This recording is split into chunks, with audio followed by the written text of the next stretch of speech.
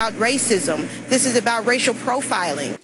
Now, my next guest triggered controversy last night after claiming to NBC News that the unrest in Ferguson is not just about Michael Brown, but rather about police brutality, racial profiling, and racism. Here to explain, Ferguson, Democratic Committeewoman Patricia Bynes is with us. Committeewoman, were you there at the shooting? Was I there at the shooting? I was not present for the shooting. You're not there. So you don't know if this case is about police brutality, do you? No, I do know that this case is about police brutality. You do? We're looking at a case that's dealing. Yes, I do. You do? We're talking about excessive force here. So you don't believe? No way you don't believe that it? Let me finish. You don't. There is no way there. that a young man who is unarmed should have 2 shots in his head. That's a little excessive. Let me educate you, Committeewoman. Say police brutality. Let me educate you about the legal system in America. You can try and talk over me, but let me tell you, our system of justice, a person is innocent until proven guilty, and there are eyewitness reports tonight that the officer suffered severe facial injuries, had an orbital eye socket fracture, and that Michael Brown charged at him. What if that turns out to be true? What if that turns out to be true? Oh, I'm sorry. I believe you cut my mic off because I intended to challenge you. I said, what if that turns out to be true? I didn't hear what you were saying.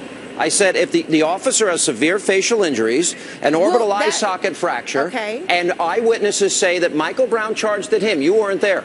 What if that turns out to be true in our court system? Then that would mean you're wrong, doesn't it? Well, we have lots of eyewitnesses that are saying something different. That's right. So we have both sides. That's what the courts are for. So you don't know, do you? You don't know what happened. You don't know if this is about police brutality, do you? I do know. So you don't believe in a person being innocent until they're proven guilty? Throughout the country that have. I didn't say that he's guilty, but we do have issues of police brutality in our community. But you don't know if it's. You don't know if there's police brutality in this case, do you? You asked me that, and I said yes. You know for a fact? How many times are you going to ask me the question? You're the judge, jury, and executioner here? We have issues of police brutality. How do you know? No, that was the part that it seems that Darren. Officer How do you know in this case there's police brutality when we haven't gotten all the facts? How do you know? If we don't have the facts, how do you know?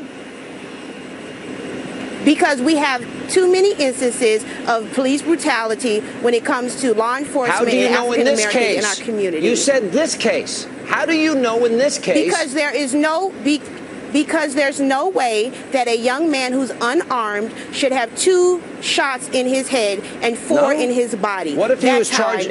If he would legally, let me educate you again. If he was charging at the police officer by law, that would be defined as justifiable use of force. You're aware of that, right, Committeewoman?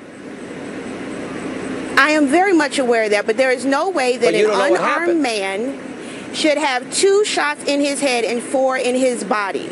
Well, so you keep wanting to talk over the facts. I think you need the education If he was charging at the officer, that is by definition, and he was only hitting the arm, and if he kept charging after being hit in the arm, the officer would still have the right to defend himself by law. Is that not true, ma'am?